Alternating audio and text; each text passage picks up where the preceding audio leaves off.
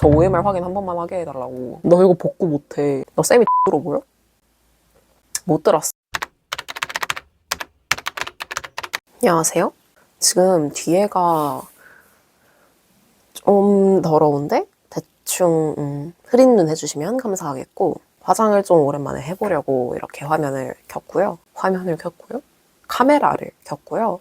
근데 그냥 화장만 하면 좀 재미가 없을 것 같아가지고 그냥 좀 도란도란 얘기나 한번 해보면서 화장을 좀 할까 생각 중이에요. 이제 또 곧 있으면은 수능을 보잖아요.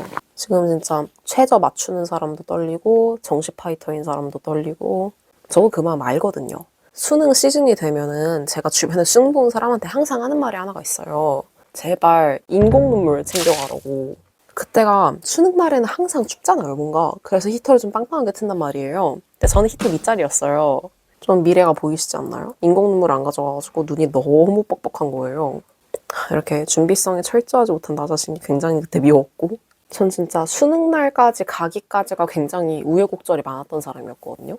예를 들어가지고 제가 정시 파이터를 틀게 됐던 계기는 일단 여고여서 그런 것도 나름 있긴 했어요. 여고 내신이 좀 빡센 편이잖아요. 그래도 고등학교 1학년 때는 나쁘지 않은 점수대였어요. 이 정도면은 그래도 인서울에 발은 디딜 수 있을 것 같은데 싶은 성적이었거든요. 그런데 이제 변수가 고등학교 2학년 1학기 중간고사였다.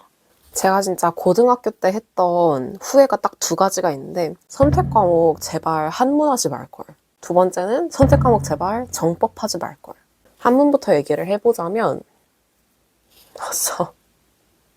저는 일본어, 중국어가 고인물이 너무 많을 줄 알고 전 그래서 한문을 한 거거든요. 한문 선택 과목 신청한 사람이 20명이었나? 하나 틀리는 순간 3, 4등급으로 싹 나락이 가는 그런 상황이었거든요.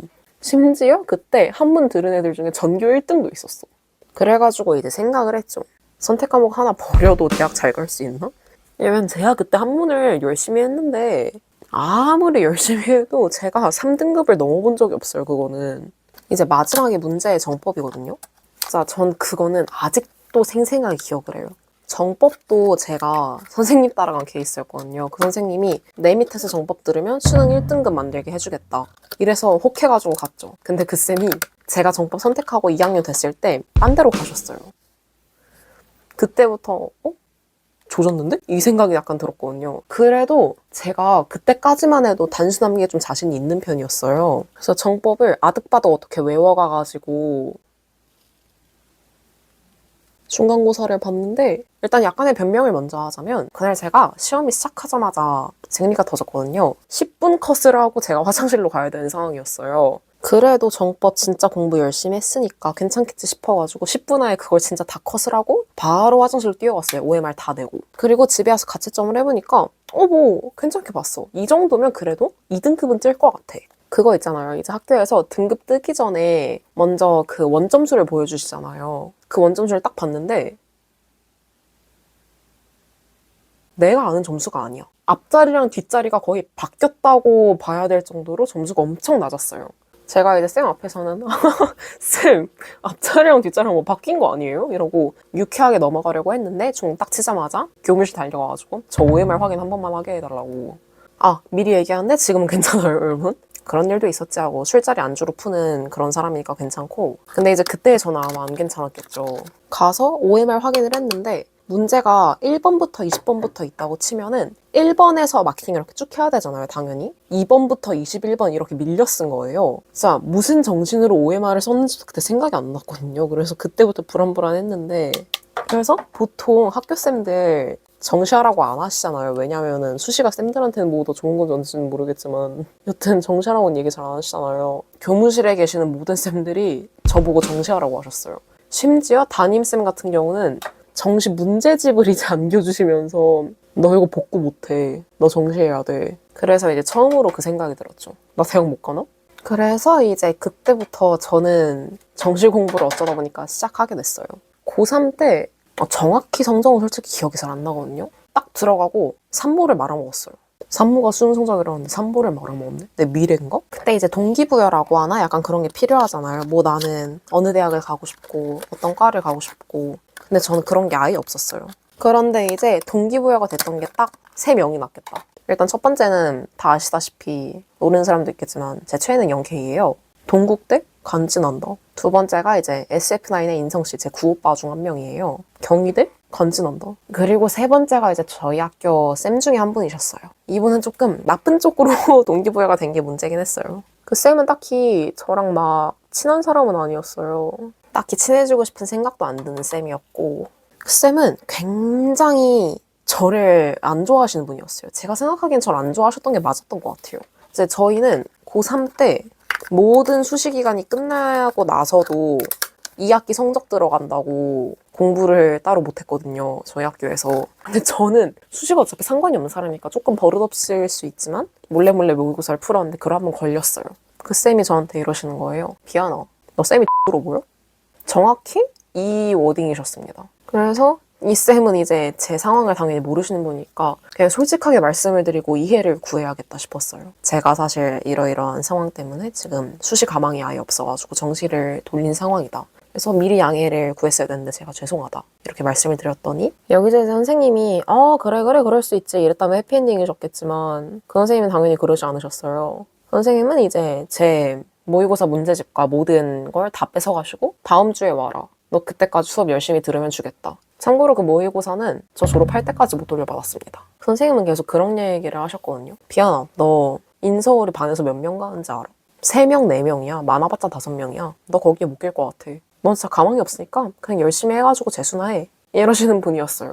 그래서 제가 이제 그 말을 듣고 아 그래? 조졌다. 내가 진짜 개 열심히 해가지고 이 선생님 앞에서 떵떵거리면서 대학 합격증을 보여드려야겠다. 계속 늦게까지 공부하고 이런 삶을 살았는데 9월에 이제 한번 일이 터지죠. 킬러문항 배제. 그게 저희 때였거든요. 국어가 4가 떴어요. 그래, 이거는로는 안 되는구나. 더 열심히 해야겠다 싶어가지고 9월에서 10월 모의고사가 한 번 있잖아요. 그 한 달 사이에 다시 올려놨어요. 그래서 10월 모의고사 때는 수학 빼고 다 1을 만들었어요. 근데 여러분, 그게 있어요. 사람은 진짜 당일날까지 방심을 하면 안 되는 게 전 진짜 수능날이 이슈가 레전드로 많았던 때였거든요. 수능날에는 문제 어려운 거 빼고 그 어떤 이슈가 없어야 된다고 생각을 했는데 그게 마음대로 안 되더라고요. 그때 제 옆자리 사람이 아마 옆자리 사람이 맞았나? 다른 사람 가방에 핸드폰 숨기려다가 걸려가지고 나왔던 수학까지 보고 나서 밥을 먹으려고 도시락 뚜껑을 열었는데 소고기 묵국을 싸주셨는데 그게 다 샌 거예요. 근데 와중에 소고기 묵국이 너무 맛있어가지고 저 떠다니는 국물에다가 밥을 말아 먹을까 생각까지 하다가 마지막 남은 인간성을 지키기 위해서 그러진 않았어요. 그리고 영어 같은 경우는 듣기를 했죠. 크리스마스 키링에 대한 가격을 구하는 문제였는데 크리스마스 키링에 대한 가격이 나오려는 순간 옆 사람이 갑자기 에치! 못 들었어요. 그렇게 듣기를 3문제를 날려먹었어요. 여튼 그렇게 우여곡절 끝에 수능도 치고 수능 성적표 받고 개심란이 해가지고 1시간 동안 집으로 못 들어오고 이렇게 뺑뺑이 치고 있고 사실 저희 집은 그렇게 막 넌 무조건 인서울을 가야 돼 이런 집이 당연히 아니었어요. 저희 집은 오히려 전문대를 갔던 어디를 갔던지 간에 사람은 누구나 다 길이 있으니까 어디를 들어가기라도 해라. 부모님과 언니의 격려를 얻으며 저는 지금 지방대에 입학을 했고 영어를 좋아해서 영문과에 왔어요. 그냥 저는 다행히 담임쌤은 되게 잘 만난 케이스였어요. 담임쌤이 진짜 진심으로 여러 번 상담도 해주시고 이러시면서 잘 대학 찾아가지고 갔고 지금 이렇게 보면 잘 살고 있거든요. 이렇게 기숙사로 들어오고 실제로 이제 여기서 좋은 사람들도 많이 만났고 제가 졸업하고 학교를 그래도 몇 번 찾아가는 편이었거든요. 선생님을 제가 우연히 마주쳤어요. 야 비아나 오랜만이다. 너 대학 어디 갔냐? 떨어졌냐? 그래서 제가 아니요 저 여기 대학교 갔습니다. 그 쌤이 그러시는 거죠. 지잡대 갔네? 너 인생 이제 망한 거야. 제가 그 쌤한테 말씀을 드렸어요. 제가 그러면 여기 고등학교 최고 아웃풋이 돼가지고 돌아올 테니까 그때까지 여기 학교 계셔야 된다. 그런 말을 했었던 기억이 있네요. 그것도 작년이었던 것 같고 여러분들이 이제 제 학교를 알고 계시는 분들도 있기는 있는데 아무래도 대학 얘기를 하다 보니까 궁금해하시는 분들이 있잖아요. 제가 내년에 홍보대사 모집 공고 뜨면 그거 지원할 거거든요. 그거 붙으면 제가 학교 말씀해 드릴게요. 붙는 그날까지 다들 영상 잘 봐주시면 좋겠고 언제 달궈지지? 이거를 생일 선물로 받았거든요. 이제 동기 언니한테. 제가 고데기를 잘 못해요. 거울 가서 하고 올게요. 여튼 여러분 영상 봐주셔서 감사하고 수능 화이팅 하시고